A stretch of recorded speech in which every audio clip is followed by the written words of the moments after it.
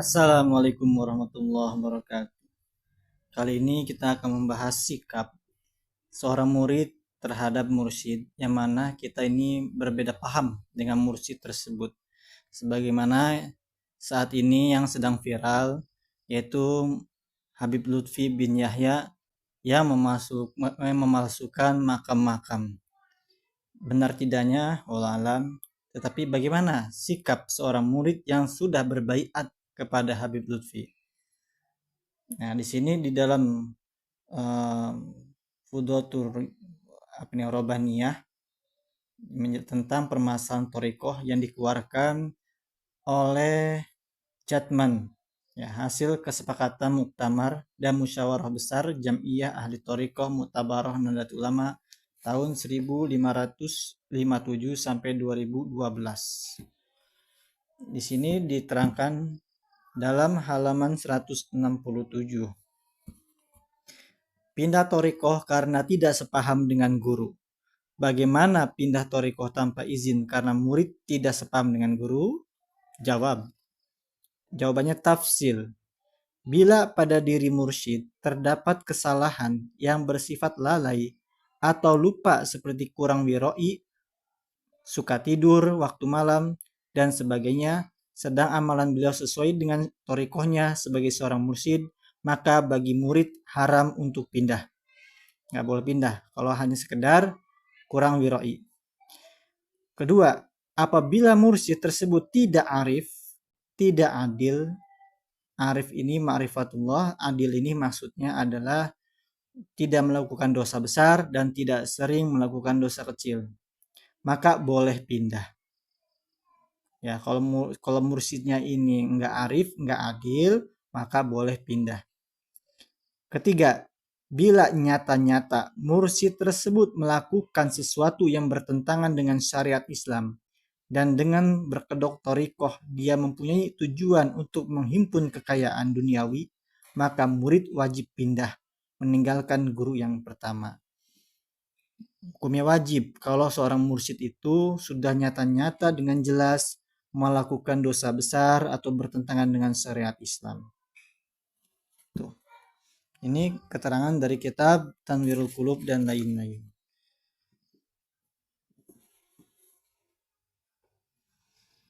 Ya, yang sini. Apabila guru yang pertama tidak arif atau tidak adil, maka murid boleh berpindah kepada guru lain yang arif dan adil. Bahkan ia wajib meninggalkan guru yang pertama tersebut jika terbukti guru itu melakukan sesuatu yang bertentangan dengan syariat Islam, mengharapkan harta dan memperkaya diri melalui torikoh untuk kepentingan pribadi. Berhati-hatilah Anda.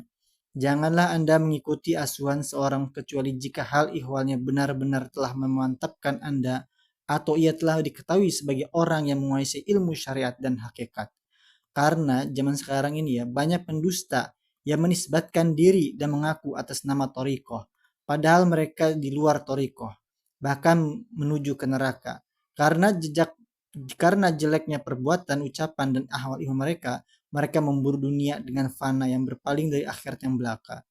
Pengakuan mereka dalam torikoh yang mulia hanyalah bertujuan meraup harta, menikmati kelezatan penghasilan yang haram, dan menghabiskan usia dalam kebodohan dan dosa. Ini berkaitan dengan torikoh tadi. Apabila seorang murid tidak menaungi sesuatu dengan mursyidnya, ya, tidak sepaham. Di halaman 7, di halaman 6, di sini Imam Sya'roni mengatakan, di dalam pendahuluan kitab Al-Minan Al-Kubro, para guru torikoh sepakat bahwa seseorang tidak boleh memimpin majelis untuk mendidik para murid kecuali setelah ia mendalami syariat dan alat-alatnya, sebagaimana petunjuk para guru torikoh Saziliyah. Nah, itu. Ini sebagai catatan. Nah, tinggal kalian yang telah berbaiat kepada Maulana Habib Lutfi, apakah beliau Habib Lutfi itu dinilai memasukkan makam itu termasuk kurang wiroi atau termasuk sudah melakukan sudah tidak arif dan adil, atau sudah fasik atau bahkan yang lebih ini dosa besar atau tidak, itu kalian pahami sendiri. Bagi yang masih menduga bahwa Habib Lutfi itu tidak melakukan hal tersebut, maka wajib tetap dan tidak boleh keluar dari Thariqah. Sedangkan bagi yang meyakini bahwa kesalahan Habib Lutfi ini cukup serius, maka boleh keluar, bahkan wajib kalau sudah melanggar dosa besar gitu tuh. Silahkan menilai sendiri.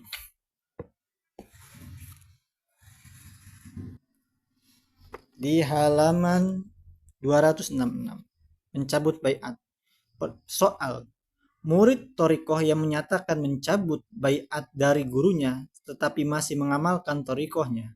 Jawab, status murid tersebut masih dianggap murid atau tidak? Pertanyaannya, status murid tersebut masih dianggap murid atau tidak? Jadi dia udah mencabut baiatnya, niat keluar dari Thariqah, berlepas diri dari Thariqah, tetapi masih mengamalkan Thariqahnya. Bagaimana? Pertanyaannya, status murid tersebut. Yang kedua, dipandang dari ilmu tasawuf, bagaimana status murid tersebut menjalankan Thariqahnya? Jawab, status murid tersebut inqita, tidak dianggap murid dan wajib talqin lagi. Kalau ada murid menyatakan keluar dari mencabut baiatnya, lepas diri dari mursidnya, maka tapi masih mengamalkan Thariqahnya, maka itu status muridnya inqita, terputus, tidak dianggap murid dan wajib talqin lagi kalau pengen dianggap murid. Kalau nggak mau dianggap murid ya sudah. Ya, tapi kalau misalkan dia niatnya tabaruk, boleh. Tabaruk berarti kan nggak barokah aja. Ya. Adapun tentang penisbatan ini at-thariqatu Saziliyah al-Alawiyah, Saziliyah Alawiyah atau Uluwiyah dia ngomong gitu. Ini wallah alam. Saya nggak mau berkomentar berkaitan tentang itu, tapi memang betul di situnya. Dan juga memang di hadorotnya di sini Hadrat Syekh Said Abdul Malik bin Ilyas bin Yahya. Memang betul tertulisnya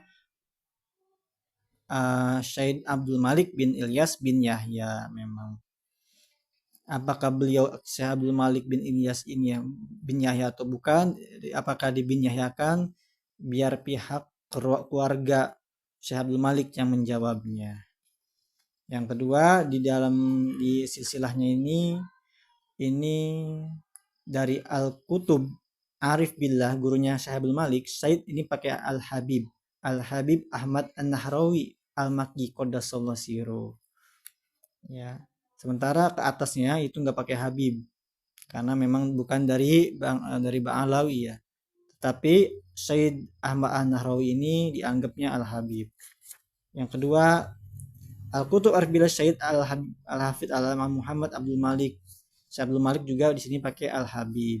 Apakah anak-anak keturunannya sekarang bergelar Habib atau tidak? Silakan cross check kembali dan tanyakan kepada keluarga Syekh Abdul Malik apakah termasuk Habib atau bukan. Karena di sini Habib. Ya wallahu a'lam. Saya dari mana dapatkan ini? Ya saya dapat ijazah langsung, tapi nggak langsung. Yaitu waktu itu kejadian di Lampung. Maulana Habib Lutfi membadalkan baiatnya kepada Habib Novel. Nah, saya berbaiat kepada Habib Novel tersebut. Lalu bagaimana sikap saya? Cukup saya yang tahu. Adapun bagi kalian yang telah berbaiat kepada Maulana Habib Lutfi, silahkan kalau memang lebih condong dan lebih mengikuti Maulana Habib Lutfi, silahkan. Nggak boleh keluar, tetap diamalkan. Tetapi kalau misalkan berbeda pandangan, misalkan bergabung ke PWI, ke Laskar Sabilillah, ataupun ke Terah Wali Songo dan lain-lain, dan menurut kalian Habib Lutfi itu sudah melanggar, maka silahkan boleh keluar dari thariqahnya dengan niat memutuskan diri, berpisah diri dari thariqah tersebut.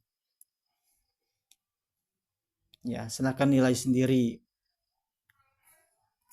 Adapun nama Aurat Thariqah Syadziliyah Al-Alawiyah, tapi diartikan Aurat Thariqah Syadziliyah Al-Uluwiyah, ya. Thariqah Syadziliyah Al-Uluwiyah. Apakah Syadziliyah ini ada versi lain yaitu As-Saziliyah Alawiyah gitu tuh. Atau sama dengan yang Syekh Dalhar Saziliyahnya apa beda? Silakan cross check sendiri. Kalau di Banten itu ada Saziliyah dari Cidahu ya.